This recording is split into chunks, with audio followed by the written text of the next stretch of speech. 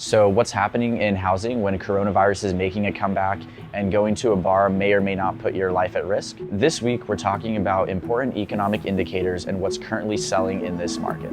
I'm Chris, this is Mortgage Market Insider, and let's get right into it.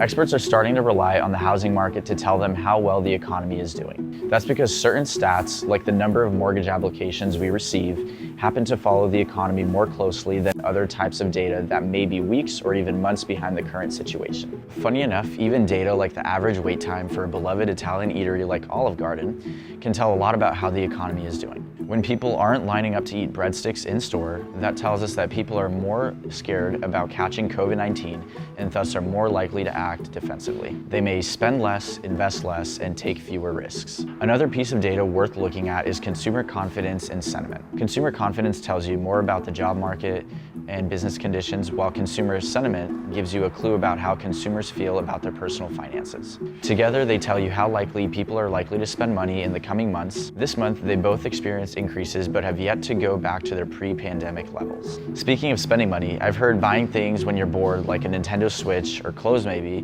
but a whole house? That's a whole other level.